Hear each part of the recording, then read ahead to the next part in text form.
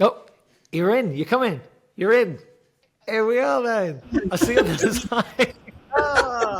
We made it. Right, let me put my phone back on Do Not Disturb. I think I've got like about 100 downloaded Chrome things. Oh, no. How are you doing? How's your week been? How's your year been? Well, I'm going to just start with today. The sun is shining so brightly here. Is it where you are? I feel really It's happy. not too bad. It's not raining, so I mean that's a positive, isn't it? Yeah, it is beautiful here. Good year at Barefoot so far. All good.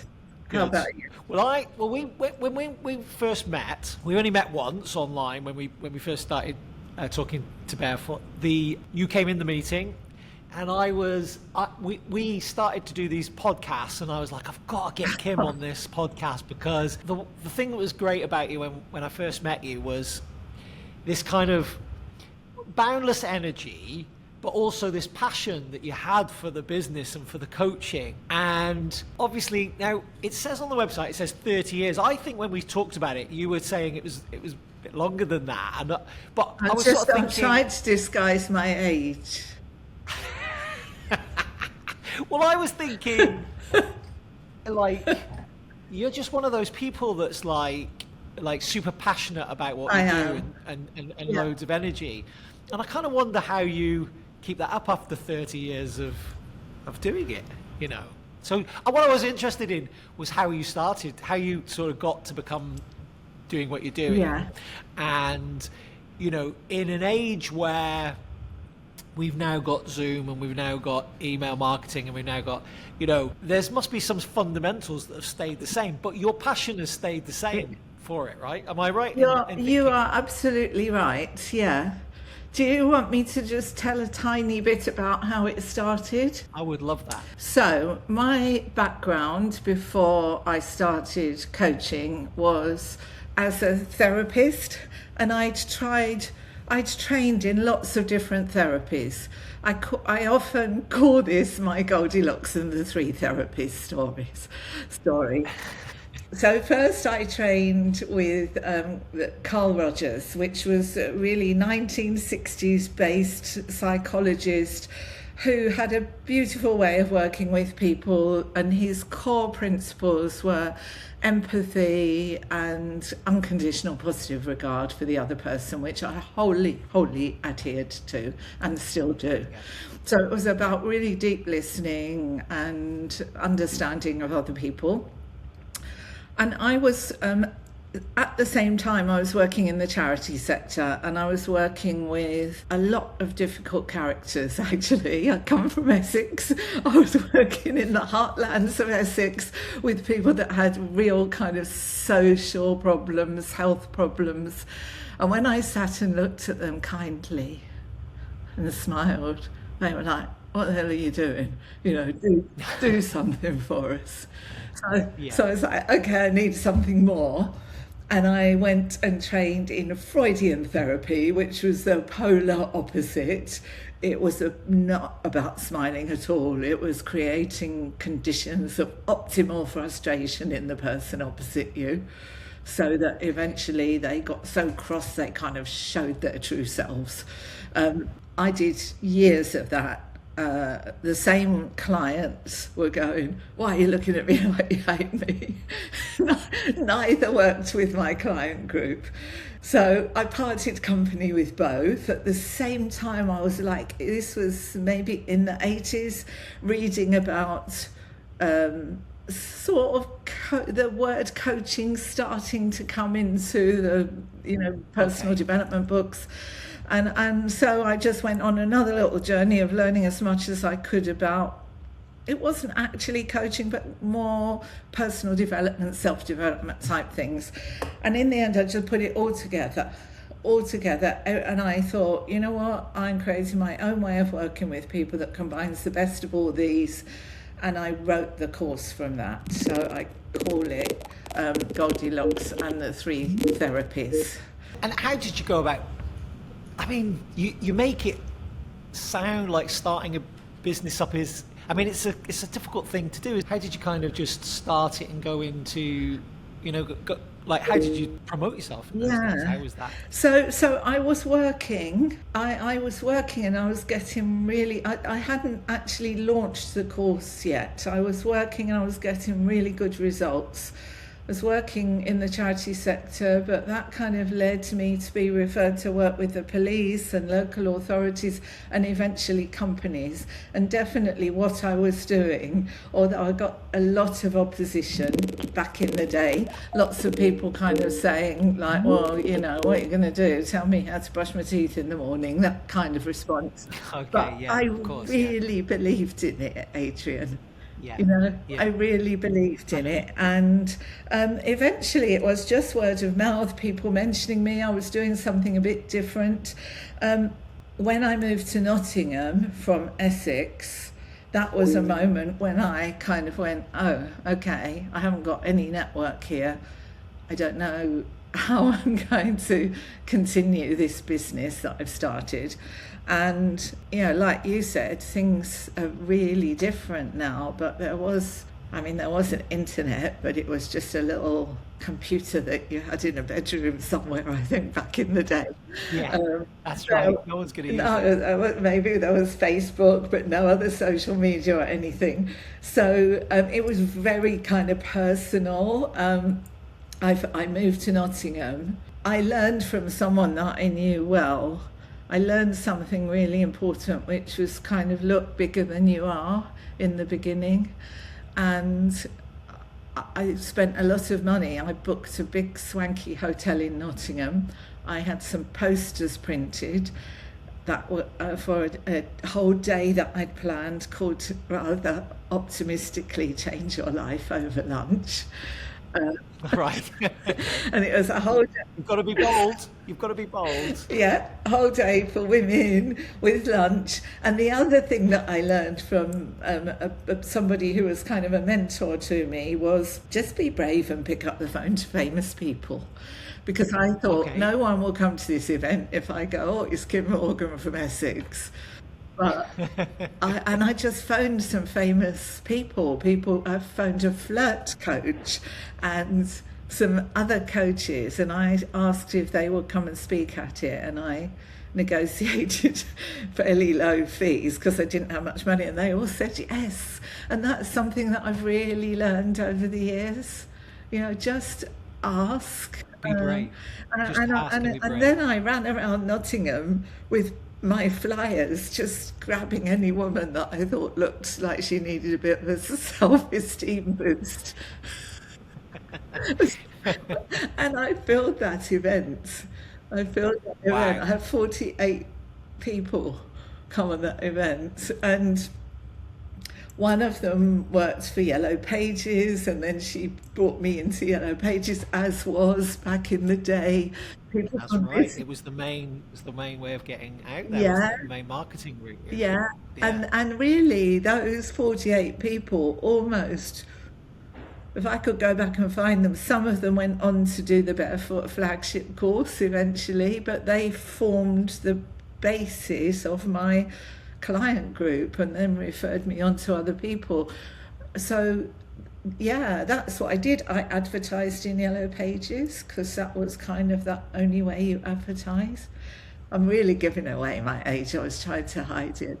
No, because I think so. We talked in the office just before we got together here. We talked about what the next 30 years might look like in the coaching industry, right? We talked about all these kind of AI things. We talked about it, and I said, I bet Kim will say, at the heart of it is the events. At the heart of it is the people that come up and turn up. And 30 years ago, you wouldn't have been able to look into the future and say, well, there won't be Yellow Pages. There'll be the internet, and because you can't foresee what's going to happen. And I still think now that there's no way. There's all people saying, oh, this is going to happen with AI and this is going to happen with this. I don't think anyone really can tell further than the next 5 years maximum, really.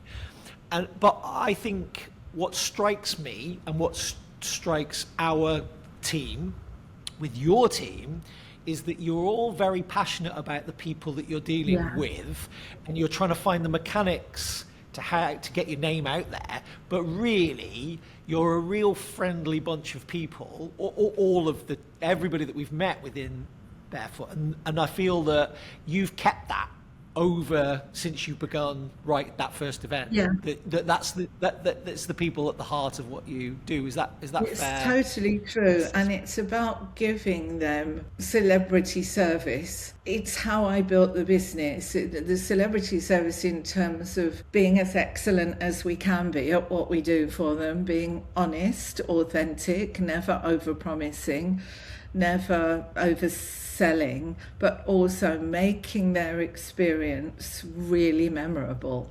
So when I then got going and I moved into some beautiful offices, because back then I had a phrase that I borrowed from somebody, which was to create a place which says you matter. And whether that's a physical place or it's an emotional place, we at Barefoot still hold by that. Yeah. Back in the day, it was a physical place, and it was a beautiful converted barn. And when I ran the courses then, people still talk about this. I had candles, I had fruits bowls, I had chocolates, I had molten brown soaps and things in the loos, and we had people come in and do a beautiful lunch, and the icing on the cake that everyone remembers, because it was a barn and it was glass, it got cold in the afternoons.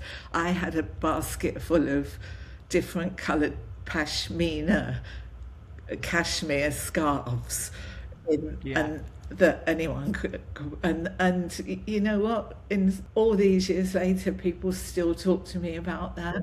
Really? Because it made them feel special, important, cared for, and that's, I think, how we coach and how we teach people how to coach, not in a overly not in a disingenuous, just building people up for the sake of it, but genuinely kind of saying you matter.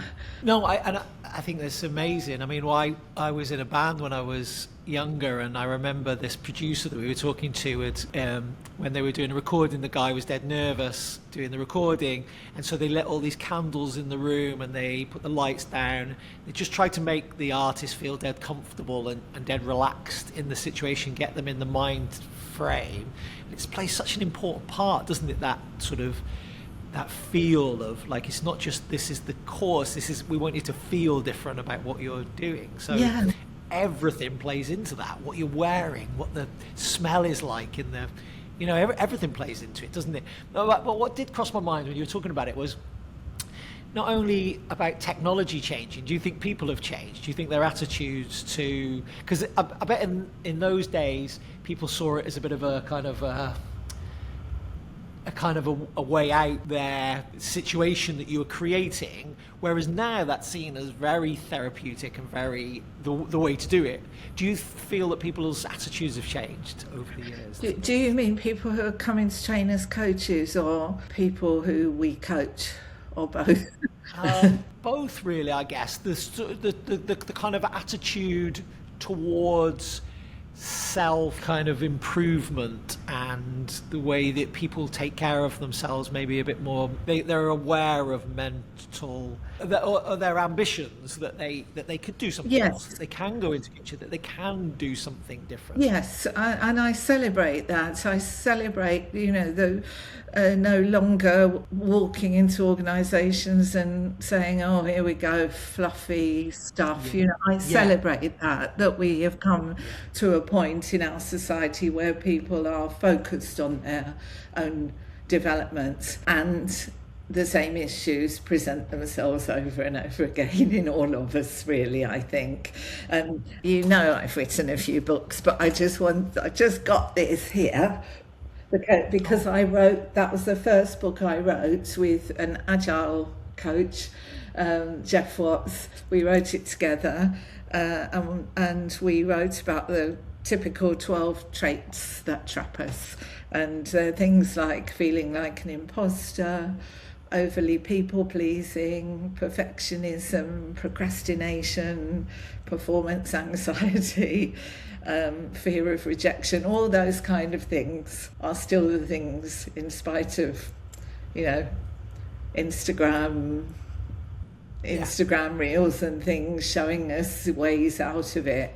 I still think a lot of people struggle with those things, including like avoidance of conflict. Those are the things we meet in people who are working and people who aren't working, and they are things that need to be, I think, met with by another person who is skilled in really listening, challenging them with kind of love, a lovely mix of support and challenge, and getting them to the point where they resolve those things. I think I often have said coaching is like a self-help book, but kind of come to life in the coach. There's one thing reading that book that I've written and going, I should do those exercises, but there's something else about somebody just nudging you to say, Yeah. And that book, how long ago did you do that book? It was our 10-year anniversary last year, so we wrote it in 2015. And does it feel like it's as relevant now as it was? Absolutely, yeah, absolutely. The same foundation. No matter what changes, it's the same foundation. And in fact, 10 years ago, those terms weren't anywhere near as widely recognised. If I said imposterism to you, you know what it is, and so would lots of people. Yeah. But 10 years ago, it was relatively groundbreaking, actually, to write about that. Yeah. So we have the language and the understanding now. I don't think there's any substitute for just having some talking cure. Yeah, I think you're right. Yeah, and so when someone's thinking about coaching and they're thinking about changing their lives and thinking about either taking a course or a business, thinking, we need to introduce coaching here. So how long do you think they think about that? To move to it, and I'm guessing the answer is going to be yes, but when someone's sort of wrestling with whether they should do it or not, I'm guessing it's the same things that come into their mind all the time. Can I do this? Am I able to do this? Am I strong enough to do this? As a really important thing for people to get over. And what do you think typically takes into how long people take into account that process? I think it's really hard to answer that. I can have a stab at it. I think obviously people's personality types feed into this. So if I think about our flagship course, because we have lots of people coming on that and have done for years, there are those spontaneous people who, when we say, what made you say it? I don't know, I just did. They're kind of few and far between. There's another group that probably knew a long time ago that this is what they wanted to do, but they're kind of more thorough planners, and maybe they had to save up some money, and maybe they had a longer term plan to eventually become a self-employed freelance coach and leave their business, but that takes some thinking. There are lots of people who come on our course who've been referred by other people who've done our course, more than we even know, and thanks to all of those people who go out there spreading the word. So sometimes those people, if they really trust the credibility of that other person, they'll just go, if you think it's right for me, I'll do it. I think it's in terms of people who already have a job, I think it's a slow burn often and a big decision. It's a sort of itch that they need to scratch that gets itchier and itchier until they go, I feel ready to do it. But what we never do is we never try to persuade anyone to do it. no, it's not the hard sell, is it? It's not a. You're not trying to trick anybody No. into, signing up or anything like that. You offer, a free sample to see what it's like, which I know is very popular, and you're just trying to nurture people in. And I think I'm right in saying that you wouldn't take people on if you felt they weren't in the No, right that's right. position. And there were, two wonderful members of staff, Val and Emma, who just have really long and sometimes repeated phone calls with people, stay in touch with them and nurture them through the process so that they reach a decision whether that's to train with us or not. But it matters, because especially leaping from employment, changing your career altogether, and also becoming self-employed for the first time, it's a big deal. Yeah, it is a big deal. Do you think it's become easier, though, in a way, to do it? I mean, easier in a way to be able to become self-employed and to set up on your own, because you've got your laptop, you've got your network, you've got your emails. That thing of you calling and being brave and going, I'm just going to make a phone call, I'm just going to ask, becomes a bit easier perhaps when you can put on LinkedIn, this is what I'm doing now and this is what I'm up to, and everyone reads it and sees it. So to some degree, I guess, once you've made the decision to do it, it becomes easier to self-promote these days. I think it does, yeah. Looking at it sort of practically and technically, I think it is. But it isn't necessarily in terms of your psychology or your confidence. Of course. Yeah, of course. So, and I was going to ask you about that, really. I suppose what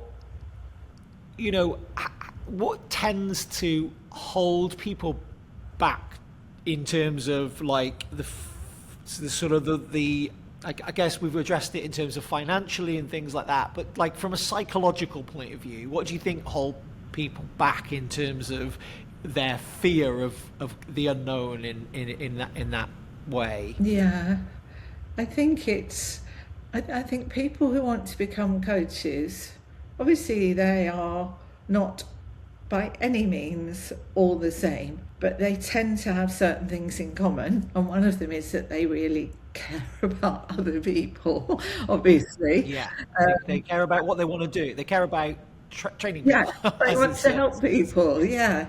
And sometimes with that comes a slight sense of, will I ever be good enough? Am I good enough yet? And we hand on heart really believe that our course, layered on top of 10 or 20 or 30 years of managing people, being an HR professional, being a professional sports person, whatever background they come from, we want them to not go, oh, we're leaving that behind and we're becoming a coach, but actually bring all that, because they bring such knowledge and riches with them. And then we really, really reassure everyone that we believe, hand on heart, that what we've given them has equipped them to be a damn good coach. And for those who want a bit more support on actually becoming a business owner as well, we have an additional short, it's a year-long course called Up and Running for people who've never run a business.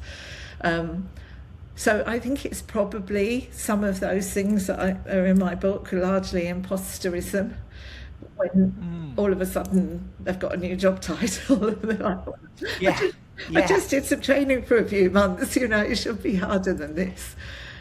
Yeah, but it seems to me that Barefoot it's about your leadership team, but as much about the community as well. Like your events that you put on and everything like that are very positive, great networking events for everybody to lean on one another, and that seems to have not changed over a long time. No, the community is really strong. I mean, we don't have a community per se. You know, we haven't actually done anything about it. We haven't created a community. No, There's no no. subscription. Early on, they just started calling themselves barefooters. Right. As they all call themselves barefooters. And so definitely the advances in technology have made it much easier for them to link up with one another virtually. Quite often people form businesses together. They have local meetups. So there's the sort of Surrey Barefooters, and I think I'm about to start the Northumberland Barefooters. But so in a way, we haven't done as much for them as we maybe could have, but it's sort of like, I was going to say it's like parenting. It's like we haven't over organised this. They've done it for themselves because they're all adults, and that community is massively strong and loyal, and we are to them too. I don't Yeah. really know how it's happened, because some people like talk about building communities, don't they? And Yeah. And I, it's not contrived, is it?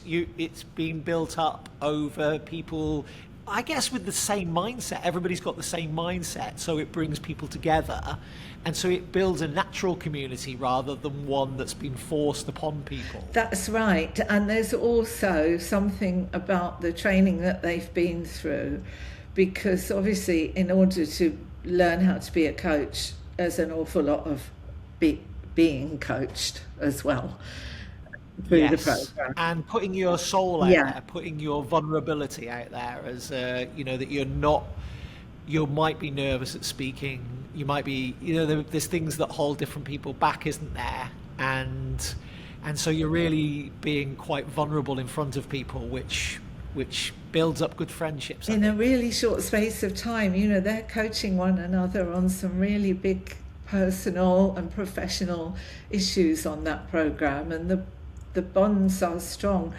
Occasionally we'll see on LinkedIn, because we have a lot of international students now, which we couldn't have done in my little barn with the cashmere scarves.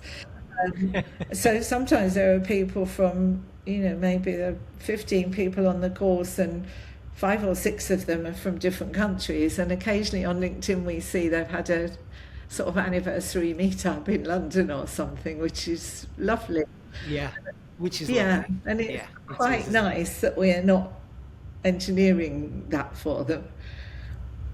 We, Are you proud of what you've built, Kim? Do you sit back and think, I have built something really good here, or are you so focused on the business itself that you rarely get time to kind of sit back and go, I'm really proud of this. I'm really proud of the way that, because I think that we've dealt with companies in the past where you can see that the organization is reflective of the owners, or always, good or bad. You can see that the whole organization is down to a few founders, and in a way of like cutthroat, because of the founder, or actually a very loving community and a very nice community and a very friendly community, down to the founders. And you can see it in lots of businesses. Do you sit back and feel proud of what you've created there? Because I think it's plus 4,000 people that have gone through the coaching courses. I think it's about 7,000 now, actually. Yeah. Obviously, Oh, I just had little written notes back in the day of the people that came on the courses. So it's in the database. A lot of it is still in my head. yeah. But yes, I do feel really proud, and I feel really happy, and I feel very amazed, because when I was running around the streets of Nottingham with flyers that had a spelling mistake on them that I couldn't afford to have them redone to correct them, like I didn't know I was going here. I think that's the thing worth saying. I didn't sit down with a business plan and go, I'm yes, and in X number of years' time, I'm going to have this big business. I didn't. I No. I didn't at all, really, ever. But what I found interesting about you when we first met was that, like, we do conversion rate optimization. We try and empathize with users on the website for exactly what they want. And your curiosity about that was like, it was went back to that flyer thing of like, this sounds like it's something we need right now, and so you were curious about how that could play out, and noticing it wasn't we're the same as you. It's not tactical. It's not. We're trying to convince people that this is the right thing to do by psychologically laying information out so that they can take it in better.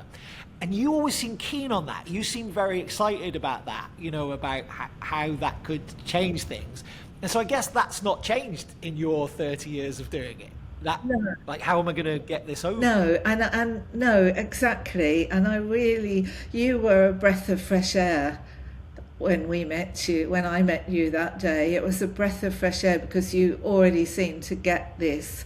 Of course, we sell our products, but deep in my heart, my primary driver is to make the world a better place through exceptional coaching, to like let everyone know that with the right, just a little bit of time and the right person listening to you, you don't have to be tied into the beliefs and behaviours that have tied you for all these years, and it isn't that difficult to overcome, actually, with the right person who has the right skills. And so we're training people, through all these years who are doing that for others, and that's what gives me the pleasure when I think about 6,000 or 7,000 people and how many people they have worked with, influenced. They've had their own influence on people. And they it's huge. It's isn't it? huge. And I did some time ago, maybe over 10 years ago, I did a piece of research on. It was called Barefoot's Got Legs, and it was like 10 years on.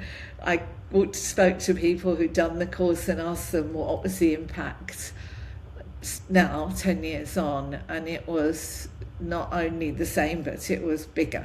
And they were saying it, just coming on the course themselves, and people still say this, changed them as parents, it changed them as a partner, it made them generally a better person, and they've passed that on to other people that they've worked with. So that's what makes me proud, actually.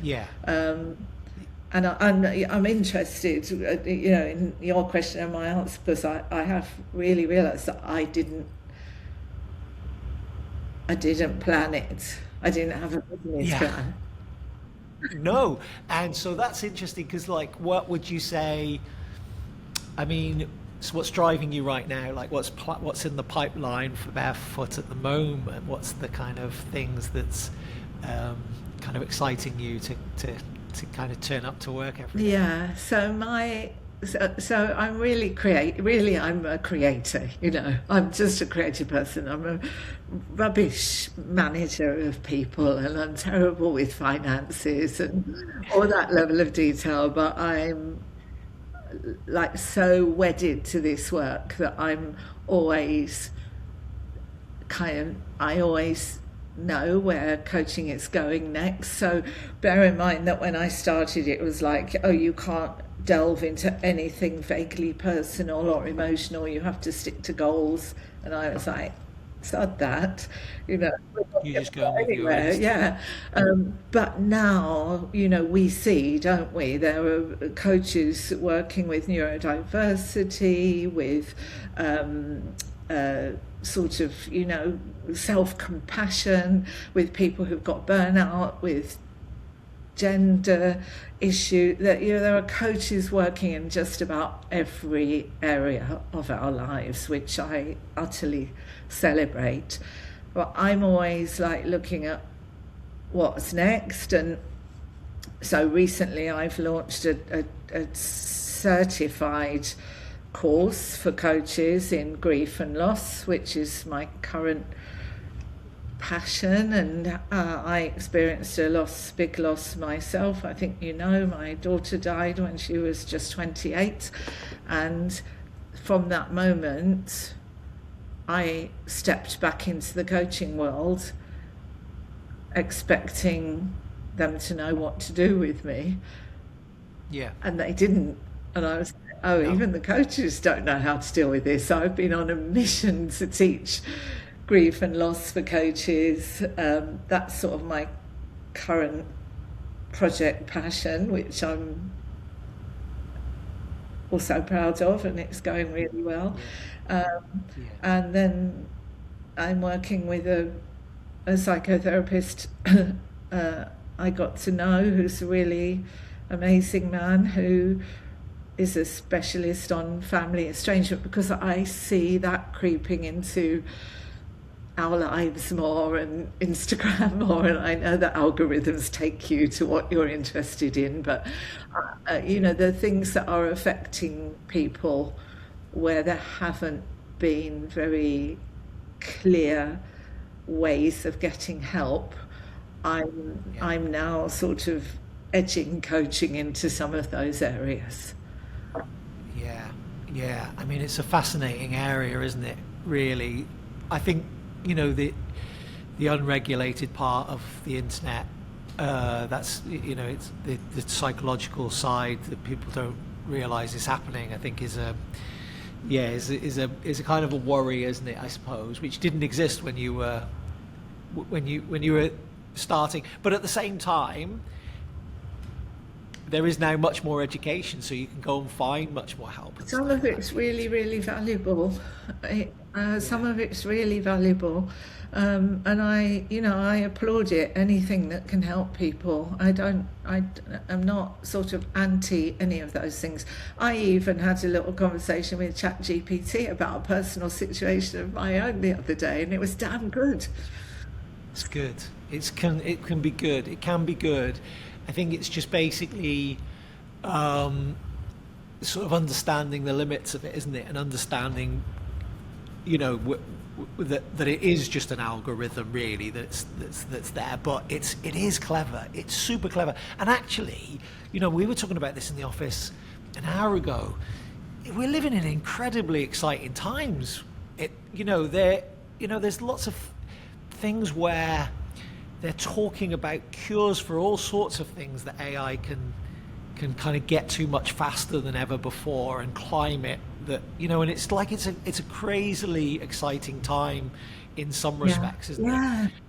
Amazing. And so I think we're in that very exciting period, actually, where it could lead us to go. But I think at the heart of things, your passion for people is the thing that's going to drive you forward, if it's right.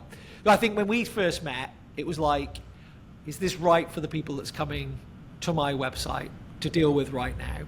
And I suppose going back to those flyers, giving those flyers out to people, it's I think that's your passion, isn't it? It's just making sure it's the right thing for you. But if it's the right thing for you, we're going to be there, and we're going to help you, and we're going to show you what to do, and we're going to lead you down the right course. And I've witnessed it myself, of you making sure that you've got people at the right time and the right stage. I think we've talked before about how that can maybe take a year, 2 years, 3 years. It can take like 7 or 8 years. People say I knew 8 years ago that I was going to do this, but I was waiting. So that's why I don't like chasing people after the taster sessions too heavily, because I know in years to come, they just may have made up their minds then, and then go, okay, now I'm creating the plan to make that happen. That's right. It's usually got to be driven by their own desire to do it, doesn't it, really? And you are offering offering the taster session allows them to get a sample of what it's all about, and so I think that's great. But no, it's been brilliant. I've absolutely loved chatting to you, Kim. It's Likewise. It's such a nice thing to sort of to catch up with you and to go through, and I could probably spend another 2 hours chatting to you about going into more of the history of Barefoot.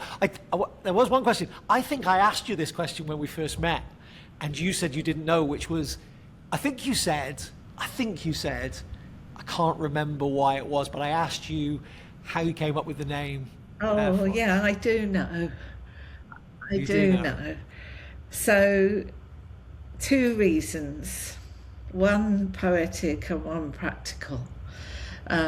There is a poem, and we've got it in the Barefoot offices. We've got it on the wall when you come into the offices, and it's called I'd Pick More Daisies, and it's written by an old lady at the end of her life looking back, and it's like, if I had my life to live over again, I would. And then a whole list of things like be sillier, not care so much, do ridiculous things. And it ends with, and I would go barefoot earlier in the summer. Yeah, okay. Words to that effect. But anyway, it was barefoot. I liked that. It would go barefoot. Yeah. And the practical reason was that it was Yellow Pages that you had to advertise in.